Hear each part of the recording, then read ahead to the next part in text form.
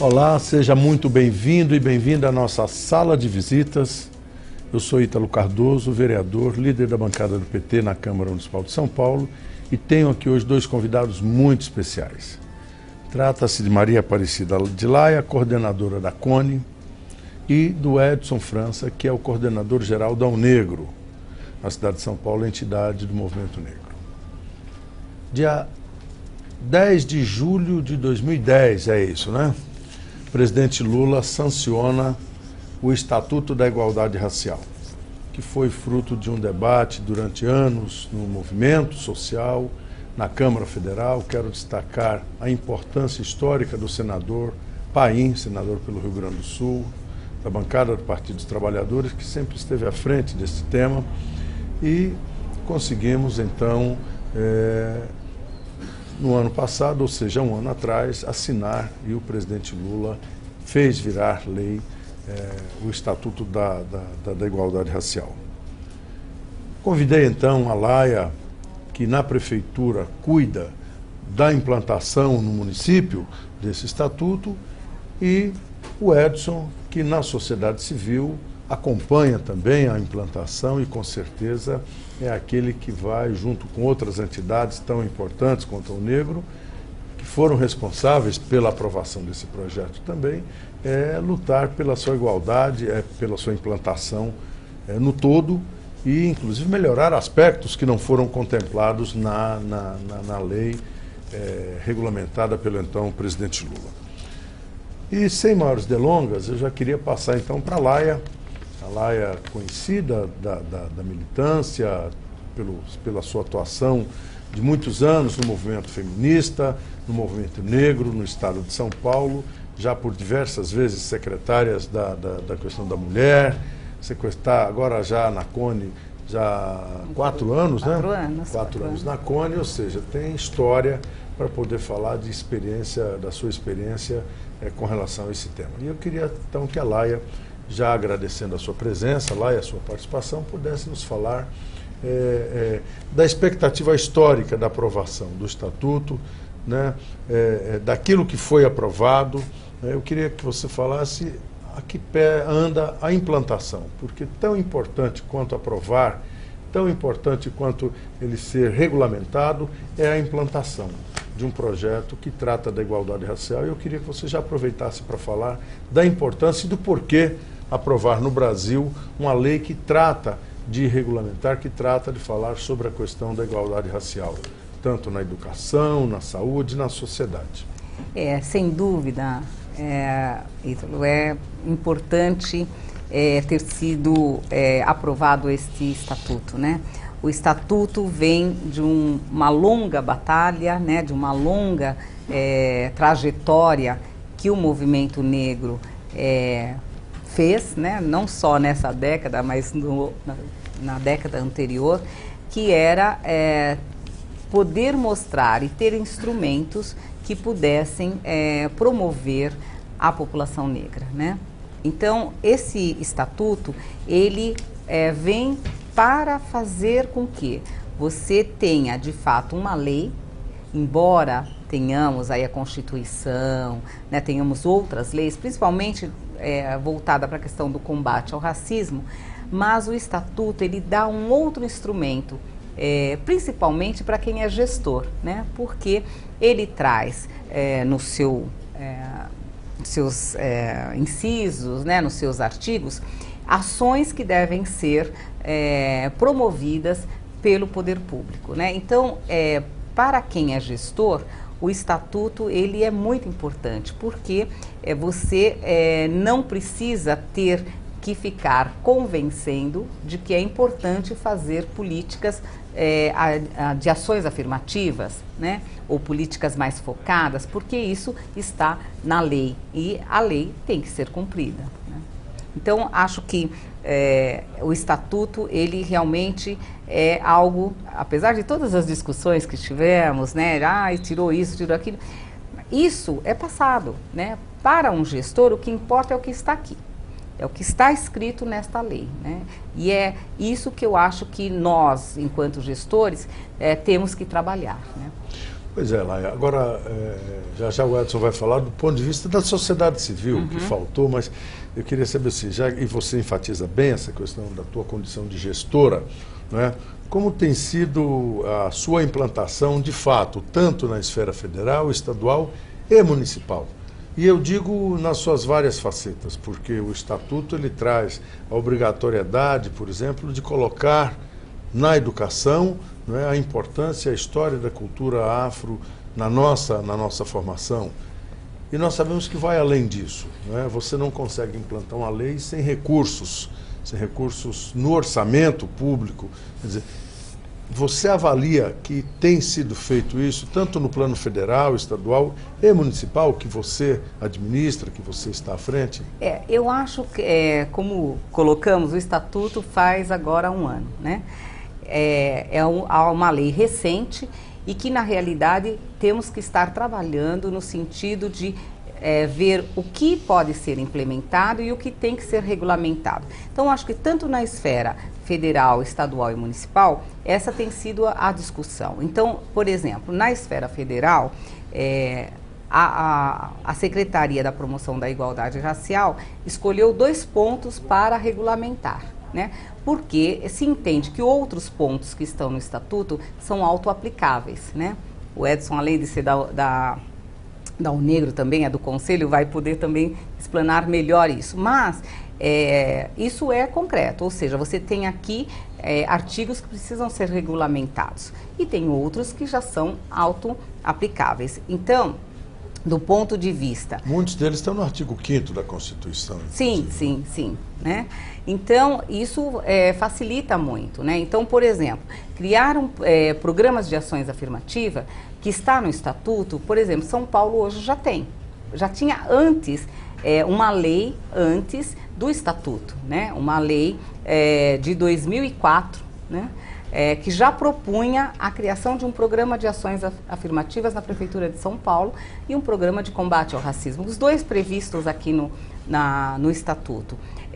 Então, cada órgão, né, tanto municipal ou estadual e mesmo federal, está buscando os caminhos para efetivar e para implementar o Estatuto, né? Eu acho que nós temos hoje um instrumento que eu acho que é poderoso e que deve ser monitorado, sem dúvida, né, pela sociedade civil, mas que pode ser muitos dos artigos aplicáveis. Do ponto de vista da história da cultura africana, né, que é outra lei que altera aí a LDB, eu acho que a gente tem avançado pouco. E é uma lei que já está há 8 anos, né? Mas tem avançado, né? Do ponto de vista de São Paulo, eu acho que hoje é uma alteração nesse sentido de avanço para esta questão. Tem dificuldades? Claro que tem dificuldades, né? Com número de escola, com as formas como as pessoas, tanto professores, diretores, quer dizer, o conjunto, às vezes interpretam esta questão da lei, você tem dificuldades. Mas, hoje, por exemplo, nós já temos na Prefeitura de São Paulo um caderno de orientação aos professores, especificamente nessa linha, né? Do ciclo básico. Ainda, depois de 8 anos, você fala, bom, mas já é um começo concreto, ou seja, você tem efetivamente orientação para os professores de como trabalhar com esta questão da lei, né?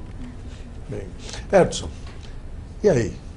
O que a sociedade civil, como é que a UNEGRO e as outras entidades têm debatido essa questão do Estatuto, tanto do ponto de vista do que foi aprovado, do que era proposto, do que foi implementado e que de fato está sendo colocado em prática? Como é que vocês estão vendo essa... Bem, primeiro eu quero cumprimentar o vereador Ítalo, agradecer o convite, cumprimentar a Laia, pessoas a quem eu tenho um enorme respeito e que tem uma história de contribuição com a luta contra o racismo aqui no nosso estado e no Brasil. O movimento negro, ele tem várias opiniões, são diversas opiniões, então eu vou falar do ponto de vista da UNEGRO, né, para ser mais preciso com o que eu falar. A UNEGRO compreende, primeiro, que nós estamos num país que a desigualdade ainda é presente, né? Que a população negra ainda sofre os efeitos do racismo. No entanto, nós vemos tendo e conquistado muitos avanços. O Estatuto faz parte dessa página de avanços, né? Que esse movimento mais progressista, mais avançado, vem conduzindo no Brasil. Então, dizer que está tudo a mesma coisa, que o Estatuto é uma porcaria, é negar essa luta que nós estamos fazendo ao longo de anos e anos e anos. Então, nós consideramos o Estatuto positivo. Eu acompanhei todo o processo de construção do Estatuto, acompanhei por dentro, enquanto sociedade civil, o processo de elaboração. Havia uma nossa tática, a nossa estratégia de aprovação do Estatuto passava também por preparar uma proposta bem gorda para, na hora da negociação, sobrar alguma coisa para nós. Nós sabemos que o Brasil é um país muito plural, os interesses que se chocam no Congresso são de diversas ordens e a gente precisava de uma tática que conseguisse uma lei que fosse minimamente viável para promover socialmente a população negra. E eu acredito que o Estatuto é isso. A gente não acredita a possibilidade de uma lei resolver problemas e todos os problemas. As leis, elas dão orientações, e orientações importantes, né? Se lei resolvesse problema, a Constituição a gente já estava bem, porque a Constituição é perfeita. A gente não precisaria de mais nada. A própria Constituição assegura igualdade, assegura bom salário, assegura tudo, né? Mas a gente sabe que a lei ela não tem ainda o poder de, por si só, resolver as grandes questões. Então, nós estamos satisfeitos com o que nós conseguimos no Estatuto. E a Laia tem razão. A gente está analisando alguns pontos no Estatuto. Primeiro é o Sistema Nacional de Igualdade Racial, o SINAPI. A constituição desse sistema vai dar ao Brasil uma estrutura jurídica, uma estrutura institucional que nenhum país do mundo conseguiu preparar. E nós estamos num processo, dentro do Conselho Nacional de Igualdade Racial, a própria CPI, estamos no processo de regulamentação. Vai precisar de grandes debates. Então, nós vamos construir uma estrutura aqui no Brasil com municípios, estados, sociedade civil, União, governos, várias iniciativas, vai constituir um sistema que vai dar consecução àquilo que o Estatuto vem colocando, né? Então, para nós isso é fundamental. Outro ponto fundamental é o Estatuto prever, tanto nas leis orçamentárias como nos PPAs, prever programas e ações para a igualdade racial. Esse PPA no governo federal, a gente inicia ele com aproximadamente, se não me falha a memória, com 9 programas, 9 ações na igualdade racial. Isso é um avanço surpreendente do ponto de vista da igualdade racial no Brasil. É lei, é aquilo que a Laia falou, para o gestor cumpra-se, então cabe nós encaminhar isso.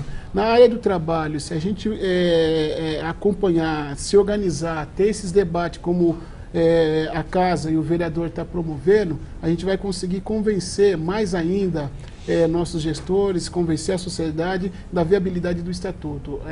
A parte do trabalho, se a gente for atender às ações, e são ações simples, muitas delas autorregulamentáveis, a gente vai conseguir grandes avanços.